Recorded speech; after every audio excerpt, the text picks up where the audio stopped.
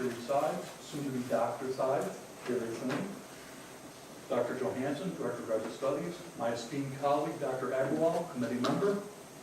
Dean Gaitner, the interloper, Brigham. Invited interloper. My most esteemed colleague, Dr. Hassan Fordelli, longest serving faculty member in the College of Business. And Arpita and this gentleman, Chris. Chris. Good morning, ladies and gentlemen. I'm Cheri Sides Phillips. Now I'm Cheri Phillips. I'm going to present today my research, and it's entitled Factors Affecting Economic Development. Before I get started, I want to acknowledge my family and friends who couldn't be physically here, but they are either listening to me or they are watching me on Zoom. So to all of my family, I love you, thank you all. And for my cohorts that are also viewing, thank y'all for your love and your support. So today we're going to talk about factors that affect economic development. In economics, these are exciting times. There's a lot going on socially, politically, that is impacting economics. And so what I wanted to look at was what those were specifically, pull some and figure out what's affecting. And there's a myriad of theories, there's policies, there's debates about economic development, which is what I'm trying to study here.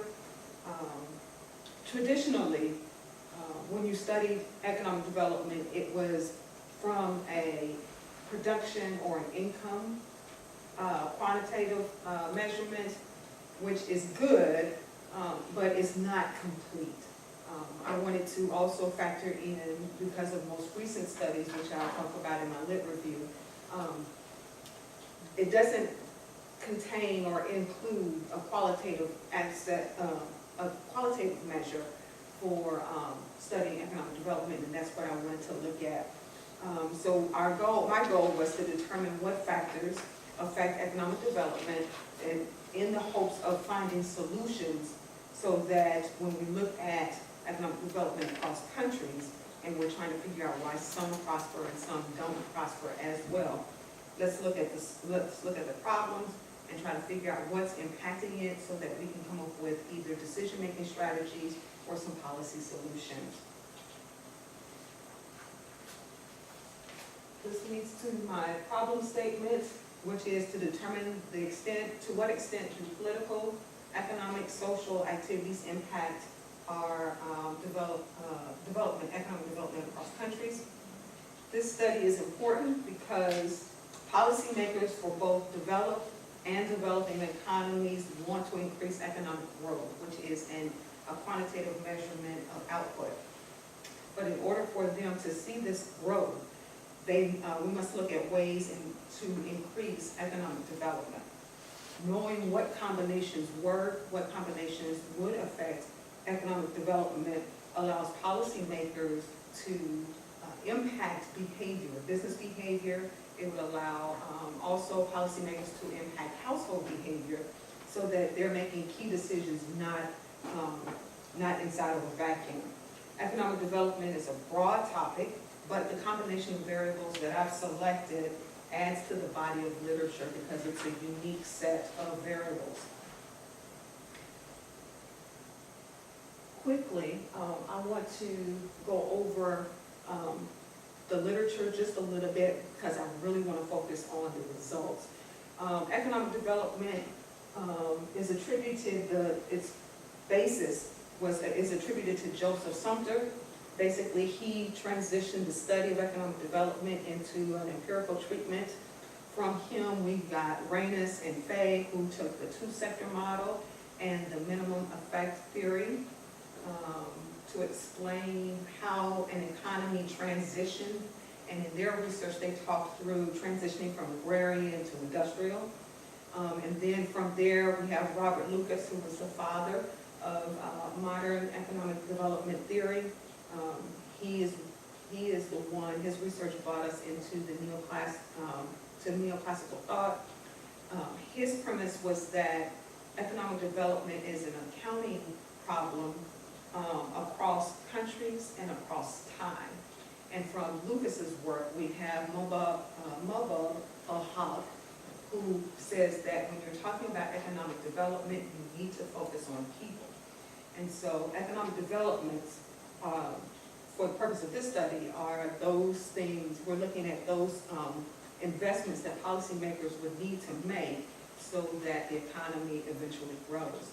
My research is crouched in between Lucas and al-Haq's work, in that I wanted to look at some problems that I wanted to look at and address potential problems across countries, and then make that focus on people.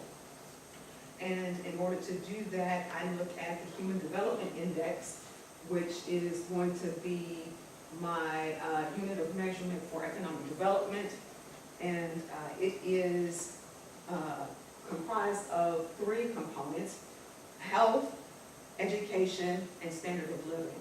These are social and economic indicators and indices. And to give context, when you measure health, each one is an index.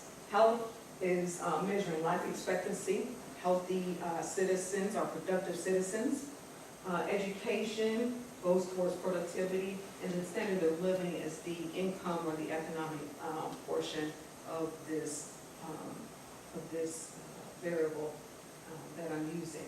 When we talk through health, basically what you do is you're looking at the country's life expectancy at birth, and its range, the age range is between 20 and 85, and so then you look at their life expectancy and you factor that into the equation, and you'll get a score.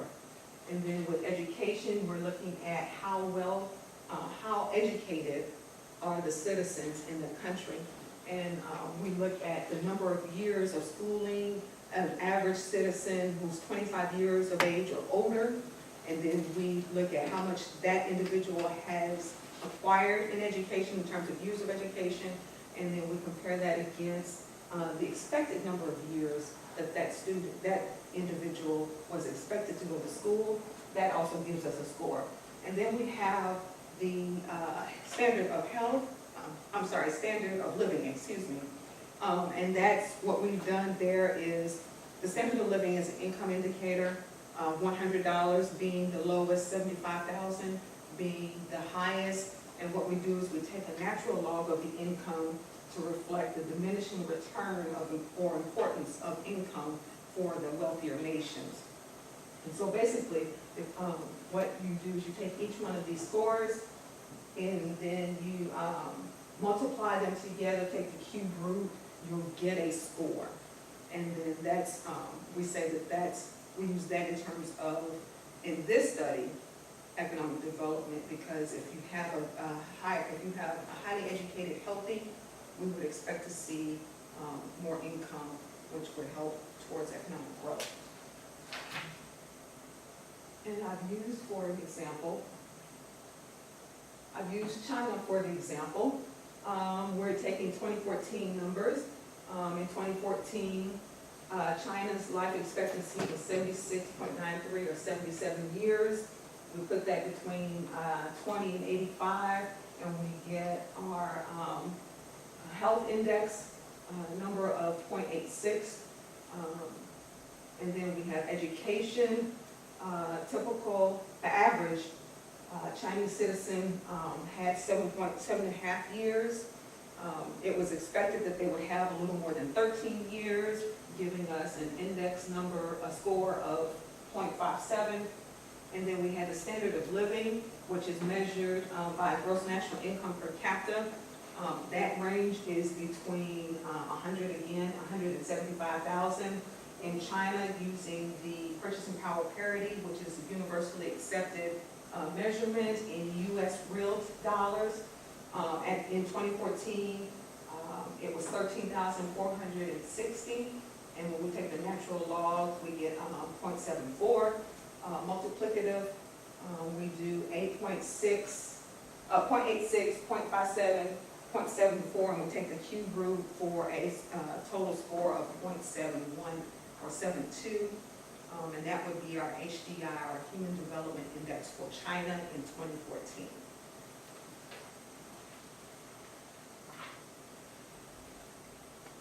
The Human Development Index is our response variable. And what I wanted to do was try to find some variables, find some things that would impact economic development. And the reason why we wanted to see what impacts economic development, because we wanted policymakers to create policies that would alter it so that they could get the desired outcome.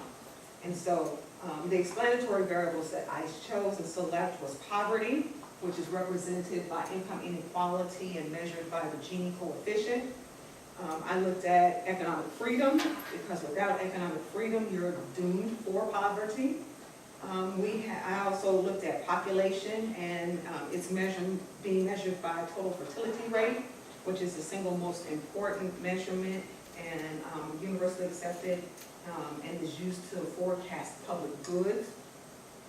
Foreign direct investment, that is the investments businesses outside of the country put into the country, and that was in U.S. real dollars, measured in U.S. real dollars. Labor migration, there's no universally accepted definition for labor migration. What I did in my dissertation, what you will see is that I pulled from and referred to the International Labor Organization and the UN, and basically I included labor migration because migrant workers benefit not just the host country in terms of GNP, but also the home country, their home country in terms of remittance. And then I have foreign aid, which historical literature says that it wouldn't greatly impact, but most recent literature, it's kind of gray and fuzzy. So I wanted to put that into the pot and see what would happen. And I was saying my hypothesis, which is what I'll explain later, I thought that it would significantly impact natural resource dependence. This, for this purpose of this study, is oil revenue, the natural resources, oil, and it is revenue in real term, U.S. real dollars. I'm sorry, we take the U.S. dollars and then make it a percentage of GDP. And so there was also, we assume that the oil is publicly owned, and that the higher this number is, which is a score, the higher it is, the more dependent the country is on oil as a revenue source, and which would imply its dependence and vulnerability to market shocks. And then we have globalization, which is a composite index score. Basically, globalization measures economic, social, and political domains of globalization, and we use this to forecast business cycle analysis. And then political freedoms. This is a social construct which recognizes an individual's dignity. It's a composite score index used to objectively observe relationships between the legal, the social, and economic phenomena. And then what I also wanted to do was to look at this relationship between the response and explanatory variables and give you a lens or a filter through which to help examine. There are multiple theories that we could use as our lens. In my paper, I discussed 4 classical theories and 2 contemporary theories, but of the 6, I chose institutional economic theory. One, because it's a neoclassical approach. Basically, institutions are formed to reduce transactional risk, and because national income is apportioned by transactions, I wanted to use this one. This is another reason why I wanted to use it. Institutions are established to serve the bargaining power. And so to move away from problems that are inherent with oligarchy, I want to show that if we can expand the power base, then we should, this is another way of doing so. And so we have our response variable, HDI, for economic development. We have our non-explanatory variables, to determine the effect and the impact. We're going to look at it through the lens or the filter of institutional economic theory, which leads me to my hypotheses. And as you see, I have quite a few. I did one hypothesis for each one of the variables, and the long and short of it is that each one, my hypothesis is that each one is statistically significant. My sample, I sampled 188 countries for the calendar year 2015. I used secondary indices from the World Bank, the Organization of Economic Cooperation and Development, KOF Swiss Economic Institute, the United Nations, International Labor Organization, the Cato Institute, and then where I had values, dollar values, where it was real, the base year was 2010. For my methodology, this is an econometric study using secondary cross-sectional data. I chose multiple regression to estimate the parameters of my model and to evaluate the overall model and each individual variable.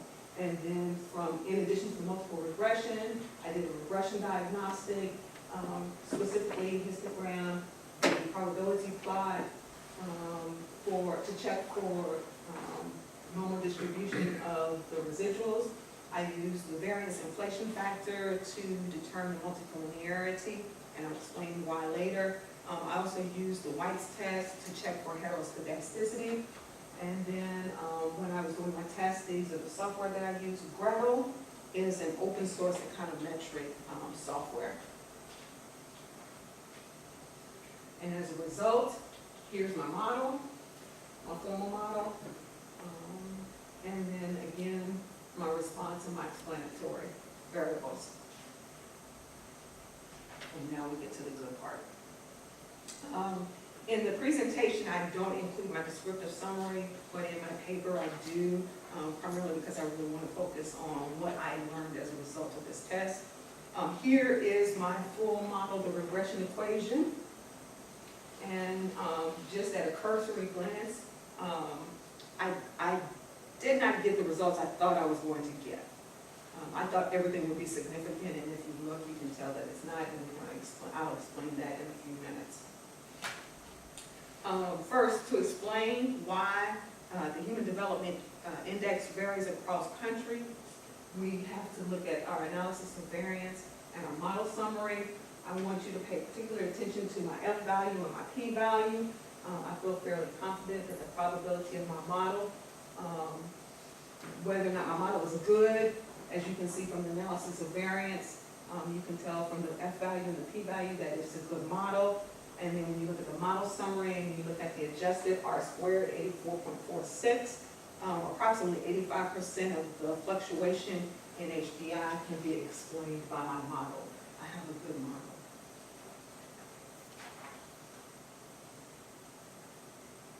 When we look at the hypotheses, my overall model is good, and then now we're looking at each individual variable. My hypothesis, again, for each variable was that each one was statistically significant, would have a statistically significant effect on economic development. As you can see, yeah, not so much.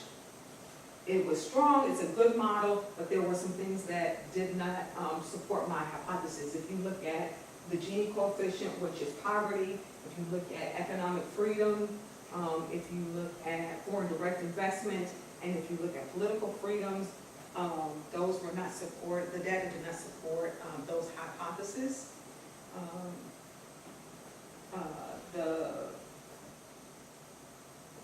And we base this on the p-value of less than 5, at less than 5.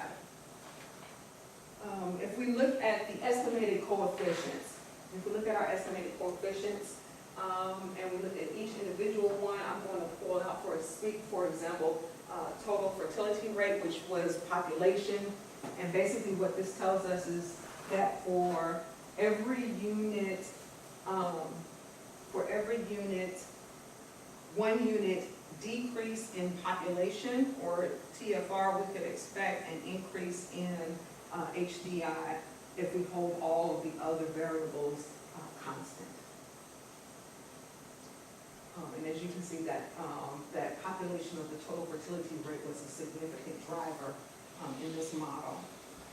One of the issues, which I mentioned earlier, one of the issues in social sciences is multiple collinearity, and I use the variance inflation factor here. I use that to test for multicollinearity.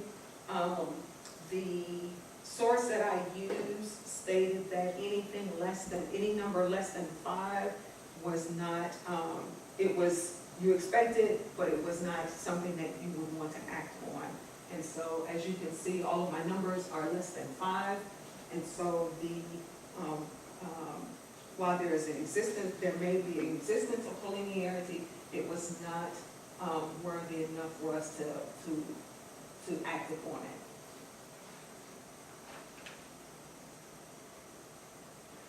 Here is we're checking for normal distribution of our residuals.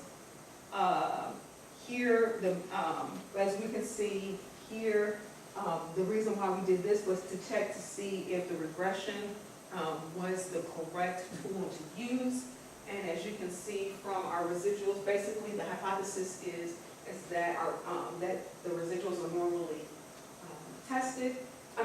normally distributed, and as you can see, the tight fit around the line lets us know that the residuals are normally distributed. And this is important because as long as this is normally distributed, then we can safely assume that our F-test and our T-test are also true.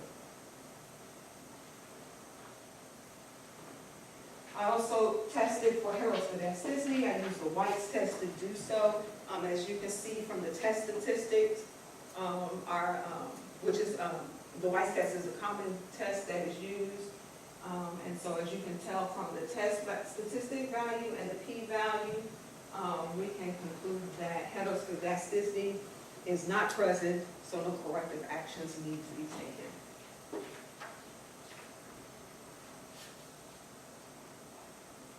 So we have a solid model with 9 variables. No corrective action needs to be taken for multicollinearity. No corrective actions need to be taken for heteroscedasticity. But I kind of wanted to pare down the model. 9 is a bit much, 1. And 2, if I were to apply this in the real world, and a policymaker was looking at my research trying to determine which way to go to improve his or her economy, where would they start first? And so when we look at where to start first, I chose the parsimonious model to drill down what were the most important variables in the equation. And so when I looked at from the previous slides, when we saw what was significant and what wasn't, basically what I did was I started one by one taking out the insignificant variables, and I narrowed it down to 3. Economic freedom, poverty, and foreign direct investment. And basically what you will see is when I took out, for instance, when I took out economic freedom, the new R-squared went to 84.66. As you can tell from the original full model, that's not much of a change. The new F value went up a little bit, the P value stayed about the same. So then I went through and I took the Gini coefficient out, or poverty, and as you can see, there's really not much difference. And then I took out foreign direct investment, and again, not much difference. When I went to the 4th one, then I started to see that there may be a little bit, so we just left that at 3.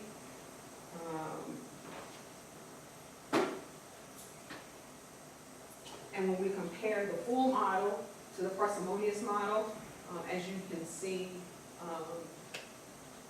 just by taking out the 3 variables, we pretty much have similar results.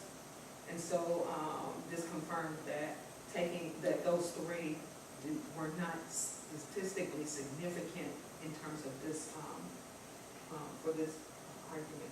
So in an application process, policymaker would look at potentially creating policies for any one of the six, and we'll talk about that in my conclusion.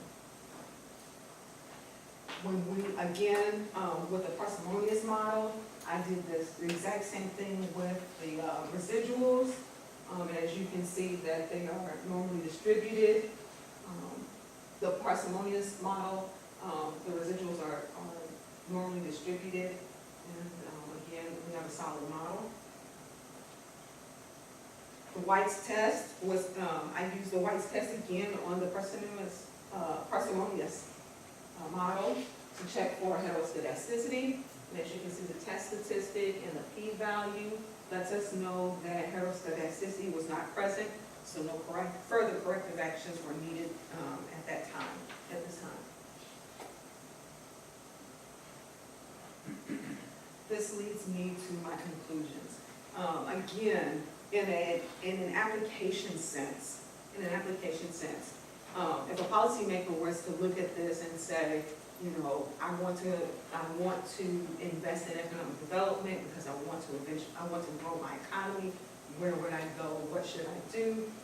Basically, based on these results, there are 6 areas that he or she could work in, creating policies to stimulate economic development. First, we would look at population, because again, that was the driver in this particular model. Some recommendations that we could use for population is to increase education for and access to contraceptive and planning, family planning efforts, incentivize higher education.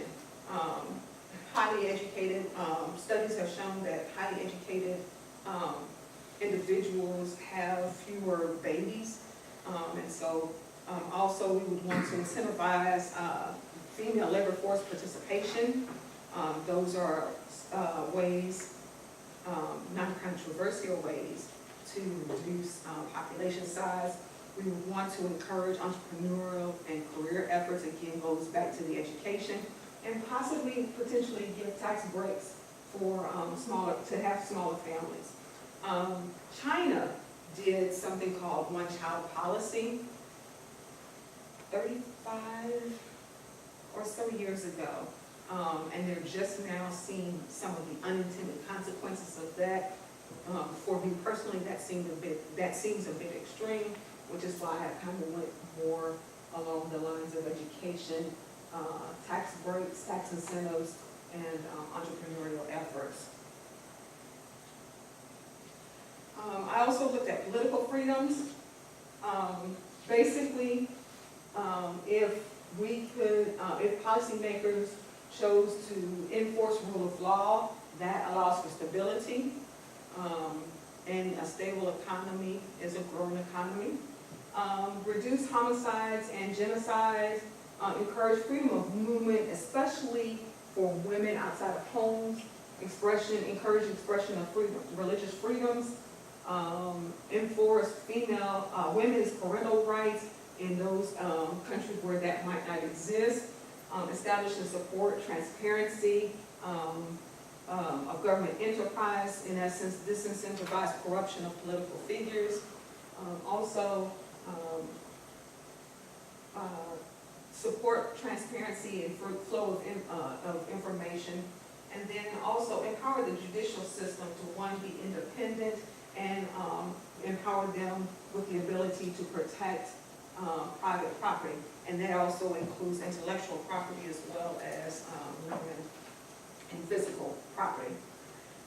For those countries that are dependent upon oil as a source of revenue, again, going back to education, if you educate your citizens, take some of the resources, the revenue from the oil, invested in education, in schools, in programs, encourage innovation,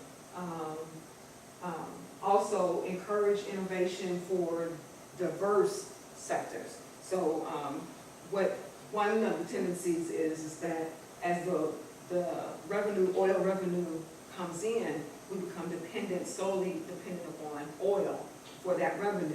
But if you take some of those revenues and invest it in other sectors, then you've got, if something happens with oil, especially with markets, prices being the way that they are, then you have other sectors so that you kind of distribute and not have all of your eggs in one basket. And then we also want to invest in new capital, both for the oil sector and for other sectors as well. And then when we talk through globalization, this goes back to the political freedoms. We need to increase the flow of information from government to citizens, especially when you have multi-ethnicities, and especially when the multiple ethnicities have language barriers. And then we want to improve cultural proximity. Some would say that it's a form of nationalism, but what you really want to do, especially when you have diverse groups, you want to rally the citizens around their commonality, not be divisive. And then improve cultural capital through education again, and then you minimize social stratifications or classisms. And then seek out international treaties with the international community, not just with those countries that are near you, but kind of broaden your reach and your scope. And then for labor migration, as I mentioned earlier, labor migration has some benefits. It has benefits of the labor force that leaves the country.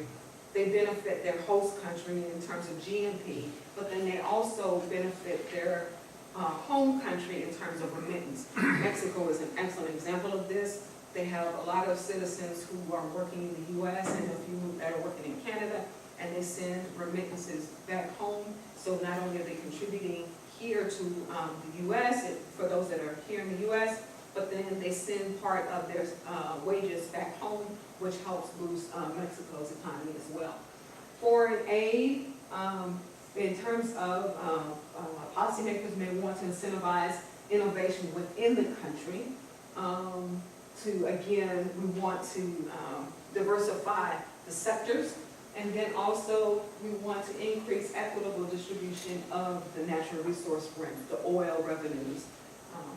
And so if we can do that, that would minimize the amount of foreign aid that is necessary, and then that these for labor migration, encourage expats to increase their remittance until such time as they return back to their country of origin. Are there any questions? Well, not imagine, but I try to know it better than anyone, so any of these other folks, Dr. Corneli, Dr. Agarwal, Dr. Kagan, Bob, Peter? I do have one. You probably talked with your dissertation committee, so I want to defer to them first. If there are any questions from the committee, that should go first. Yeah, go ahead, Don. We'll ask questions also. Yeah, I just don't want to, steal the most important time for. Yeah. So this is first of all, Dr. Segula would love this economic freedom, conclusion, as you guess, as he's done a lot of that. I wonder, and this is just a question because it seems as if it's a very broad topic that you chose, and especially trying to give guidance to policymakers. I would think that it's better to be as specific as you possibly can. But what I guess found is that by looking at all these different variables, you were able to kind of cull things down, right? Is that, exactly. Did I understand that? I'm not the economist in the room, so I wanted to understand that. And then my question is this, I guess, is it a good model because you included so many contributing variables, or it is a good model when you can figure out how to isolate significant or important variables? I guess that's the question, because you could talk statistics, and I'm sure it's a good model because it's statistically a good model, but is it a good model when it can It's good. isolate things, like for instance, here's something that I would have as a layperson. Total fertility rate, you use this and talk about it, being low as a positive because of the fact that, you know, those countries have high GDP per capita, all those kinds of things. And so I intuitively know that, but now, as you pointed out, actually, China's kind of on the negative end of having, you know, 70 million less women than men, which is a social issue, okay? And we can debate how big of a problem that is, so that put that aside. But countries actually like Japan, which I know very, very well, are in a very bad situation because they were so prosperous in the 70s and 80s, vis-a-vis the rest of Asia. Don't think of the US, but vis-a-vis the rest of Asia, that their fertility rate went so low that now they can't fund their version of Social Security, I'll call it. Okay, and they have a very high debt to, national debt to I'll call it GDP, even though they're a prosperous country. It actually was fueled all this positive that you talked about, but now they're in a situation where the next 20 years may actually come back to bite them. Again, I'm not the economist, I'm talking, I think that's very insightful, actually. but it's, Especially like with Japan, because we always think, I'm not trying to steal your thunder, that, well, you know, one of the biggest problems like sub-Saharan Africa, that this huge total fertility rate. yeah, And so, but then you get to a point where it's possible for, like in Japan, to have such small population growth, or even negative population growth, right, that it ends up hurting it. right, there aren't as many, I just put in my thing that It's very the expected number of work hours will be so much lower just because there's so much fewer people, which will impact output eventually. And with their immigration policies and other things being so restrictive, you add that together and mix it all up, and maybe it's future study for you in comparison to, because you're interested in this topic. I am. And it's you know, just, so can you comment a little bit on, you kept saying, and I agree, that you know, you had a good model and you have the strong statistical evidence for that, but isn't it true that some of these variables, you could kind of play both sides? Yes. Now, let me go back to, because I want to try to make sure I answer each one of your questions. In terms of broadness. Yeah. Traditionally speaking, in economics, we narrow in and we focus in on one item. We have a problem, let's focus in on that problem, we solve it. And then when we solve it as a policymaker or as an economist, we don't necessarily think through the unintended consequences. And so the purpose of my study was to say, let's start here and try to imagine what all the unintended consequences may be as we study this topic, and then narrow it down. Okay? And so if we have it out here and we narrow it down, then we can say in this country, because one size does not fit all. And so we can say, for this country, when we narrow it down, for this country, this is applicable. But it's not in this country, this might be applicable. In terms of my model, is it a good model statistically versus is it a good model because I had so many things in the pot? Again, going back to taking a macro approach, it was a good model, yes, because I had 9 variables. But as the parsimonious model equation showed you, it's still a good even when we whittle it down. And it's not necessarily because there were 9 variables, it was which 9 variables did I choose? Because I could have chosen any combination. And when I first started this process, I had some variables in when I first proposed this to my committee and to those of you who were present at my proposal, I had some variables that were in that after I went through and ran the test, I realized that might not be a good fit. So 9 variables, yes, is broad and is extensive, but it is not so much about the quantity, but the quality. And so I chose variables that I knew policymakers, if I said total fertility rate, policymakers know total fertility rate because they use that to forecast public services, public services that they're going to use. So it was knowing the right variables, and that's what made this a good model. In terms of your, when you talked through about using total fertility rate with China and Dr. Thornton mentioned sub-Saharan Africa versus Japan.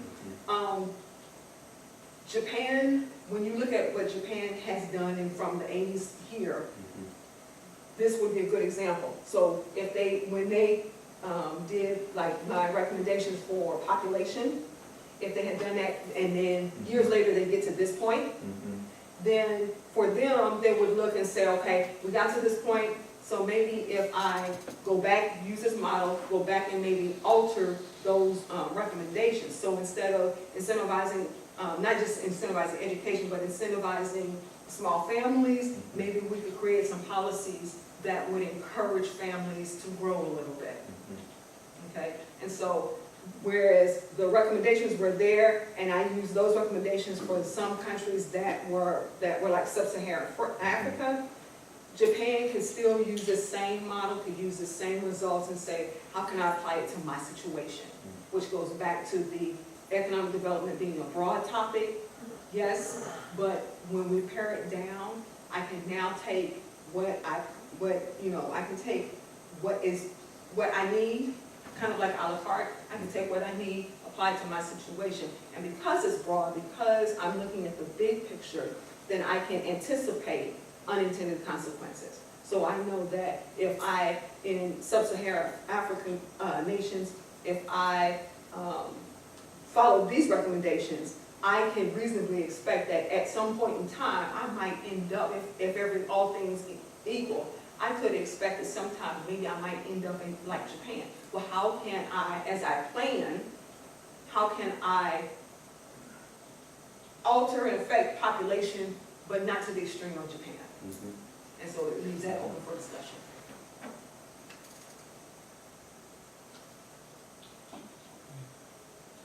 Yeah, Dr. Abu will be able to question. Well, good presentation. Thank you. Obviously, Don pointed out very good points.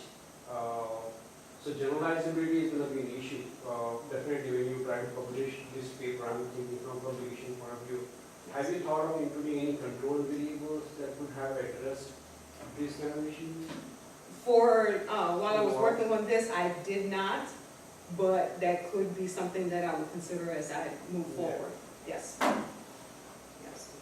Yeah, I have maybe just one couple of questions, if nobody else has any questions. Oh, please, my friend. Yeah,